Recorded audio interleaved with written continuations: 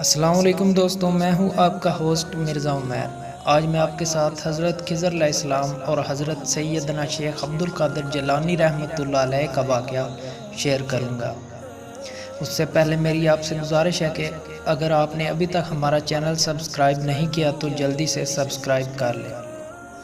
حضرت خضر علیہ السلام اور حضرت سیدنا شیخ عبد القادر جیلانی رحمۃ اللہ علیہ بغداد کی سرزمین پر ہزاروں کے مجمع سے واز فرما رہے تھے کہ دوران خطاب آپ نے اچانک لوگوں سے خطاب منقطع فرما دیا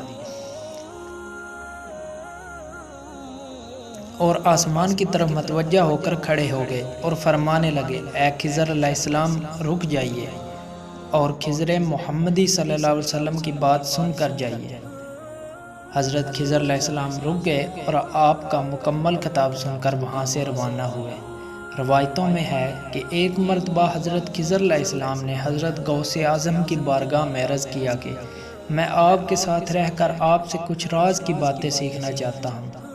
اس پر حضرت پیران پیر نے فرمایا، اے خضر، میں آپ کو وہی جواب دیتا ہوں جو آپ نے حضرت موسیٰ علیہ السلام کو دیا تھا کہ آپ میری صحبت میں صبر کے ساتھ نہیں رہ سکتے، کیونکہ آپ خضر اسرائیل اور میں خضر محمدی صلی اللہ علیہ وسلم ہوں۔ ایک مرتبہ حضرت شیخ عبد القادر جیلانی رحمۃ اللہ علیہ نے فرمایا، ترجمہ: میں حسینی ہوں اور میرا مقام مخدع کہ کوئی شخص میرے مقام کو جانچ نہیں سکتا۔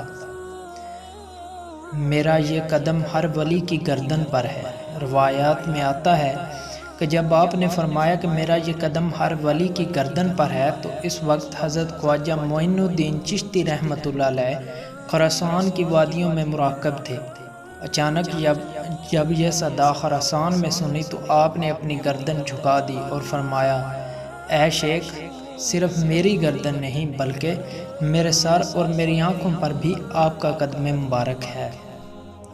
حضرت شیخ بہاؤالدین نقشبند رحمۃ اللہ علیہ کو بہت خواہش تھی کہ اللہ تعالیٰ کا اسم پاک ان کے قلب پر نقش ہو جائے، اور اس کی خاطر انہوں نے بہت مجاہدے اور ریاضتیں کیں، لیکن کچھ نہ ہوا۔ تب آپ حضرت غوث اعظم رحمۃ اللہ علیہ کی بارگاہ میں حاضر ہوئے اور عرض کیا، میں چاہتا ہوں کہ اللہ تعالیٰ کا اسم میرے قلب پر نقش ہو جائے۔ حضرت غوث اعظم نے اپنا پنجہ مبارک حضرت خواجہ بہاؤالدین کے دل پر رکھا اور اسی وقت ان کے دل پر اللہ تعالیٰ کا نام نقش ہو گیا۔ اس کے بعد ہی آپ نقش بند ہو گئے۔ ایک دن حضرت خواجہ شہاب الدین سہروردی رحمۃ اللہ علیہ کو ان کے چچا حضرت پیران پیر کی بارگاہ میں لے کر حاضر ہوئے اور کہنے لگے کہ شہاب الدین نے علم ظاہر حاصل کر لیا ہے، آپ اسے علم باطن بھی عطا فرما دیں۔ حضرت غوث اعظم نے حضرت شہاب الدین سہروردی کے سینہ پر اپنا ہاتھ پھیرا تو تمام علم ظاہر مٹ گیا، اور پھر آپ کے گریبان میں پھونک ماری تو حضرت خواجہ شہاب الدین سہروردی فرماتے ہیں کہ جو کچھ پڑھا تھا وہ تمام کا تمام بشمول علم باطن سینے میں جوش مارنے لگا۔ الغرض تمام سلاسل میں سید الاولیاء حضرت سیدنا شیخ عبد القادر جیلانی رحمۃ اللہ علیہ کا فیض ہے۔ جس طرح اللہ تعالیٰ نے حضور اکرم صلی اللہ علیہ وآلہ وسلم کو تمام انبیاء کا سردار بنایا ہے، اسی طرح حضرت غوث پاک کو حضور صلی اللہ علیہ وسلم کے طفیل اور نسبت سے تمام اولیاء کا سردار بنایا۔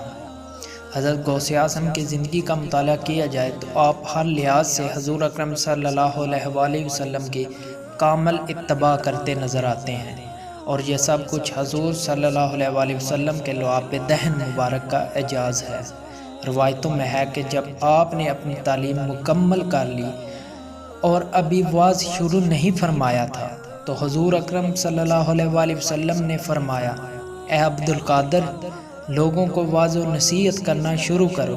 اس وقت حضرت غوث اعظم نے عرض کیا، یا رسول اللہ، میں جیلان کا رہنے والا ہوں، بغداد میں آ کر علم تو حاصل کر لیا لیکن عربی میری زبان نہیں ہے، اور یہاں بڑے بڑے فصاحی عرب رہتے ہیں، میں کیسے واعظ کروں؟ حضور اکرم صلی اللہ علیہ وآلہ وسلم نے فرمایا، عبد القادر، اپنا منہ کھولو۔ حضرت غوث اعظم نے جب اپنا منہ کھولا تو آپ صلی اللہ علیہ وسلم نے 7 مرتبہ اپنا لعاب دہن مبارک آپ کے منہ میں ڈالا۔ لعاب مبارک منہ میں ڈالنے کی دیر تھی کہ آپ کے وعظ و نصیحت کی مجالس میں ہزارہا کی تعداد میں لوگ حاضر اور طائب ہو کر صراط مستقیم پر گامزن ہونے لگے۔ دوستو، میں امید کرتا ہوں کہ آپ کو یہ واقعہ پسند آئے گا اور آپ اس کو ضرور لائک، شیئر اور اس چینل کو سبسکرائب کریں گے۔ اسی کے ساتھ میں اجازت چاہتا ہوں، دعاؤں میں یاد رکھیے گا۔ اللہ نگہبان۔